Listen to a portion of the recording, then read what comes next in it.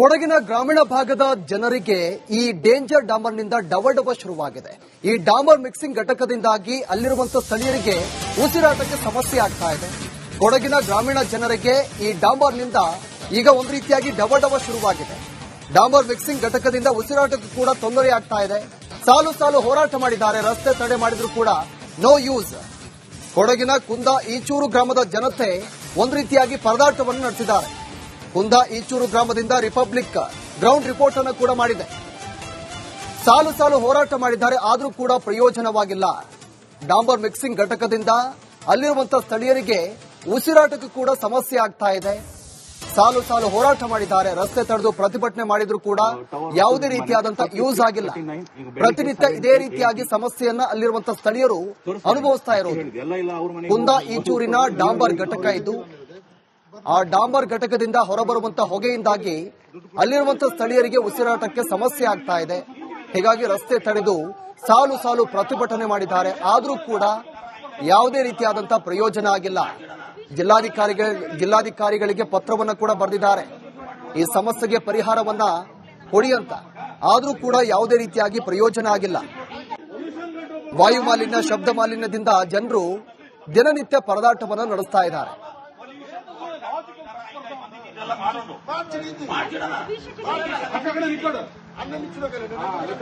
ಪೊನ್ನಂಪೇಟೆ ತಾಲೂಕಿನ ಕುಂದ ಈಚೂರು ಗ್ರಾಮದಲ್ಲಿ ಗ್ರಾಮಸ್ಥರು ತೀವ್ರ ಸಮಸ್ಯೆಯನ್ನು ಎದುರಿಸ್ತಾ ಇದ್ದಾರೆ. ಇದಕ್ಕೆ ಕಾರಣ ಇಲ್ಲಿ ಇರುವಂತಹ ಡಾಂಬರ್ ಮಿಕ್ಸಿಂಗ್ ಘಟಕ ಮತ್ತು ಸಿಮೆಂಟ್ ಮಿಕ್ಸಿಂಗ್ ಘಟಕ.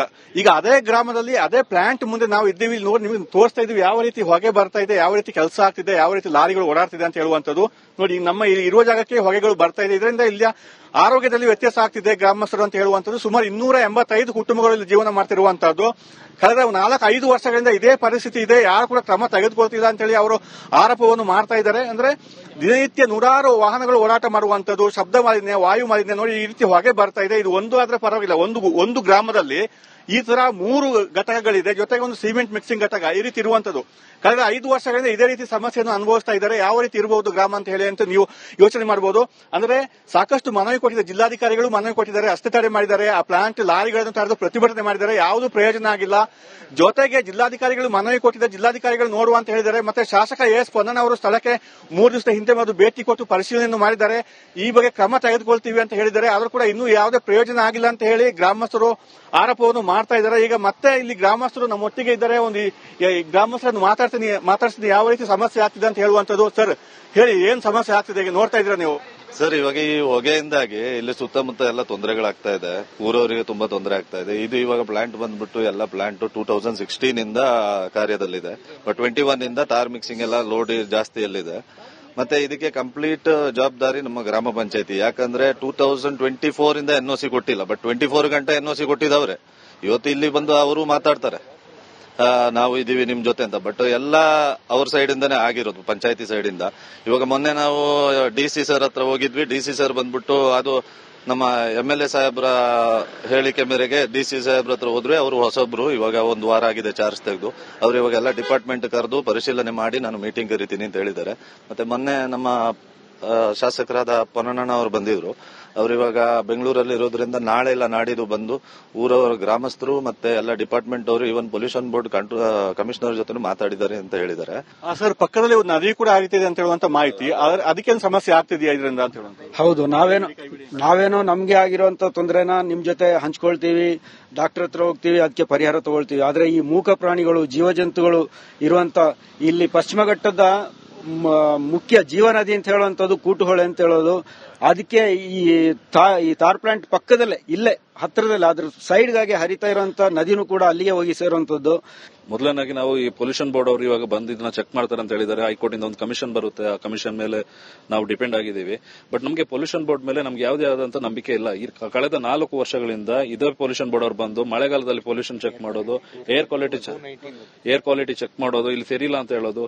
ಇನ್ನೊಂದೇನ್ ವಿಷಯ ಗೊತ್ತಾ ಸರ್, ನಾವು ಇಲ್ಲಿ ಏನಾದ್ರೂ ಹೋರಾಟ ಮಾಡಿದ್ರೆ ಒಬ್ಬೊಬ್ಬರ ಮೇಲೆ ಹೋಗ್ಬಿಟ್ಟು ಅಲ್ಲಿ ಪೊಲೀಸ್ ಸ್ಟೇಷನ್ ಅಲ್ಲಿ ನಮ್ಮ ಮೇಲೆ ದೂರ್ ಕೊಡೋದು, ನಮಗೆ ಮಾರಲಿ ಟಾರ್ಚರ್ ಮಾಡ್ತಾ ಇದ್ದಾರೆ. ಮೆಂಟಲಿ ನಮಗೆ ಮನೇಲಿ ಕೂರಕ್ಕಾಗಲ್ಲ, ನಿಲ್ಲಕ್ಕಾಗಲ್ಲ. ಸುಮ್ನೆ ಇವಾಗ ನೋಡಿ, ಇದ್ರ ಮಧ್ಯೆ ನಾವ್ ಏನಾದ್ರು ಮಾಡ್ತಾ ಇದ್ರೆ ಇಲ್ಲಿ ನೋಡ್ಕೊಳ್ತಾ ಇರ್ತಾರೆ, ಒಬ್ಬೊಬ್ಬನ ಇಂಡಿವಿಜುವಲ್ ಆಗಿ ಟಾರ್ಗೆಟ್ ಮಾಡೋದು ಇದೆಲ್ಲ ನಡೀತಾ ಇದೆ. ಪೊಲ್ಯೂಷನ್ ಎಷ್ಟು ಬರ್ತಾ ಇದೆ ಸರ್, ಎಷ್ಟು ಇರಬೇಕು? ಇವಾಗ ಇಲ್ಲಿ ನೋಡಿ ಮೀಟರ್ ಇದೆ, ಮೀಟರ್ ಅಲ್ಲಿ 253 ತೋರಿಸ್ತಾ ಇದೆ. ಪ್ಲಾಂಟ್ ಎದುರುಗಡೆ 253 ಇದೆ. ಮಿನಿಮಮ್ ನಮ್ಗೆ ಅಲ್ಲಿ ಇರೋದು 10 ಇಂದ ಕೆಳಗಡೆ ಇರಬೇಕು. ಯಾಕಂದ್ರೆ ಇಷ್ಟು ಗಿಡ ಮರ ಎಲ್ಲ ಇರೋದು ಪರಿಸರದಲ್ಲಿ ಇರೋದಕ್ಕೆ ನಮ್ಗೆ 10 ಬರಬೇಕು. 253 ಇದೆ. ಇದು ಮೊನ್ನೆ ನೋಡ್ತಾ ಇರುವಾಗ ಪ್ಲಾಂಟ್ ರನ್ನಿಂಗ್ ಅಲ್ಲಿ ನಮ್ಮ RPM ಮೀಟರ್ ರೈಸ್ ಆಗಿದಂಗೆ 120 125 330 ತನಕ ಹೋಗಿದೆ. ಇವಾಗ್ಲೂ ಹೋಗ್ತಾ ಇದೆ, ಬೇಕಾದ್ರೆ ನೋಡ್ಬೋದು ನಿಮ್ಗೆ. ಒಟ್ಟಾರೆ ಏರ್ ಪೊಲ್ಯೂಷನ್ ಎಷ್ಟಿದೆ ಅಂತ ಹೇಳುವಂತದ್ದು. ಇಲ್ಲಿ ಮಾಮೂಲಿ ಸಾಮಾನ್ಯವಾಗಿ ಇಲ್ಲಿ ಪ್ರಕೃತಿ ಸೌಂದರ್ಯದ ಜಿಲ್ಲೆ ಅಂತ ಹೇಳ್ತಾರೆ. ಕೊಡಗು ಗಿಡ ಮರಗಳಿಂದ ಕೂಡಿರುವಂತದ್ದು ಒಂದು 10-12 ಈ ರೀತಿ ಇರುತ್ತೆ. ಈಗ ಇದು 250ಕ್ಕೆ ಹೆಚ್ಚು ಆಗ್ತಿದೆ. ಬೆಂಗಳೂರಲ್ಲಿ ಕೂಡ ಇಷ್ಟಿರಲ್ಲ ಕೆಲವು ಕಡೆಗಳು ಅಂತ ಹೇಳ್ತಿದ್ದಾರೆ. ಅಂದ್ರೆ ಅಷ್ಟೊಂದು ಬರ್ತಾ ಇದೆ ಈ ಪ್ಲಾಂಟ್ ಮುಂದ್ಗಡೆ. ಅದರಿಂದ ತೀವ್ರ ಸಮಸ್ಯೆ ಆಗ್ತಿದೆ ಅಂತ ಹೇಳುವಂತದ್ದು. ಮತ್ತೆ ಇದು ಈ ಅಕ್ಕಪಕ್ಕದ ಕೆಲವು ಗ್ರಾಮಸ್ಥರು ಸೇರಿ ಈ ರೀತಿ ಪ್ಲಾಂಟ್ ಅವರು ಮಾಡ್ತಾ ಇರುವಂತದ್ದು, ಅವರು ಕೂಡ ಕಿರುಕುಳ ನೀಡ್ತಿದ್ದಾರೆ ಅಂತ ಹೇಳಿ ಗ್ರಾಮಸ್ಥರು ಆರೋಪವನ್ನು ಕೂಡ ಮಾಡ್ತಾ ಇದ್ದಾರೆ. ಈ ರೀತಿ ಮಾಡ್ತಿರುವಂತದ್ದು. ಮತ್ತೆ ಪಂಚಾಯತಿ ಅವರ ಮೇಲೆ ಕೂಡ ಆರೋಪ ಇದೆ. ಪಂಚಾಯತಿ ಅವರು ಏನ್ ಮಾಡ್ತಿದ್ದಾರೆ, ಅವರು NOC ಕೊಟ್ಟಿದ್ದಾರೆ, ನಿಲ್ಲಿಸಲಿಕ್ಕೆ ಯಾವ ಕ್ರಮ ತೆಗೆದುಕೊಳ್ತಿದ್ದಾರೆ ಅಂತ ಹೇಳುವಂತದ್ದು. ಒಟ್ಟಾರೆ ಹೇಳ್ಬೇಕಾದ್ರೆ ನಾವು ಒಂದು ಪ್ಲಾಂಟ್ ಮುಂದೆ ಇರುವಂತದ್ದು, ಇಂಥದ್ದು 3 ಪ್ಲಾಂಟ್ ಇದೆ. ಮತ್ತೊಂದು ಸಿಮೆಂಟ್ ಮಿಕ್ಸಿಂಗ್ ಘಟಕ. ತೀವ್ರ ಸಮಸ್ಯೆ ಆಗ್ತಿದೆ. ಇದು ಮುಚ್ಚುವವರೆಗೂ ಹೋರಾಟವನ್ನು ಮುಂದುವರಿಸ್ತೀವಿ ಅಂತ ಹೇಳಿ ಗ್ರಾಮಸ್ಥರು ಆಗ್ರಹ ಮಾಡ್ತಿದ್ದಾರೆ. ಮತ್ತೆ ಆದಷ್ಟು ಬೇಗ ಮುಚ್ಚಬೇಕಂತ ಹೇಳಿ ಒತ್ತಡವನ್ನು ಕೂಡ ಹೇಳ್ತಾ ಇದ್ದಾರೆ. ಕ್ಯಾಮರಾ ಪರ್ಸನ್ ದಿವಾಕರ್ ಜೊತೆ ಅನು ಕಾರ್ಯಪ್ಪ, ರಿಪಬ್ಲಿಕ್ ಕನ್ನಡ, ಕೊಡಗು.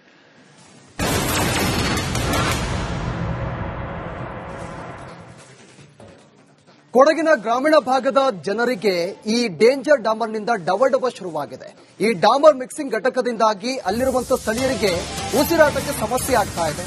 ಕೊಡಗಿನ ಗ್ರಾಮೀಣ ಜನರಿಗೆ ಈ ಡಾಂಬರ್ನಿಂದ ಈಗ ಒಂದು ರೀತಿಯಾಗಿ ಡಬ ಶುರುವಾಗಿದೆ. ಡಾಂಬರ್ ಮಿಕ್ಸಿಂಗ್ ಘಟಕದಿಂದ ಉಸಿರಾಟಕ್ಕೂ ಕೂಡ ತೊಂದರೆ ಆಗ್ತಾ ಇದೆ. ಸಾಲು ಹೋರಾಟ ಮಾಡಿದ್ದಾರೆ, ರಸ್ತೆ ತಡೆ ಮಾಡಿದ್ರು ಕೂಡ ನೋ ಯೂಸ್. ಕೊಡಗಿನ ಕುಂದ ಈಚೂರು ಗ್ರಾಮದ ಜನತೆ ಒಂದು ರೀತಿಯಾಗಿ ಪರದಾಟವನ್ನು ನಡೆಸಿದ್ದಾರೆ. ಕುಂದ ಈಚೂರು ಗ್ರಾಮದಿಂದ ರಿಪಬ್ಲಿಕ್ ಗ್ರೌಂಡ್ ರಿಪೋರ್ಟ್ ಅನ್ನು ಕೂಡ ಮಾಡಿದೆ.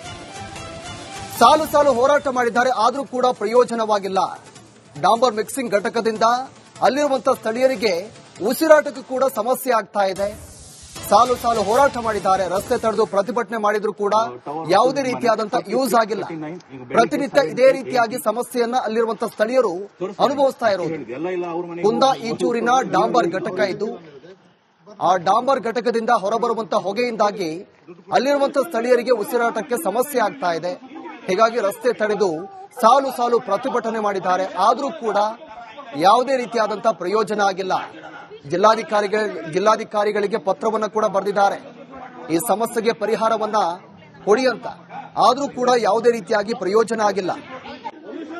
ವಾಯು ಮಾಲಿನ್ಯ, ಶಬ್ದ ಮಾಲಿನ್ಯದಿಂದ ಜನರು ದಿನನಿತ್ಯ ಪರದಾಟವನ್ನು ನಡೆಸ್ತಾ ಇದ್ದಾರೆ.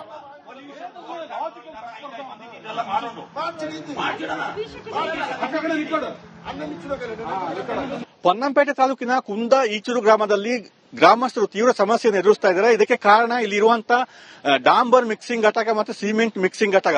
ಈಗ ಅದೇ ಗ್ರಾಮದಲ್ಲಿ ಅದೇ ಪ್ಲಾಂಟ್ ಮುಂದೆ ನಾವು ಇದ್ದೀವಿ, ನೋಡಿ ನಿಮಗೆ ತೋರಿಸ್ತಾ ಇದೀವಿ ಯಾವ ರೀತಿ ಹೊಗೆ ಬರ್ತಾ ಇದೆ, ಯಾವ ರೀತಿ ಕೆಲಸ ಆಗ್ತಿದೆ.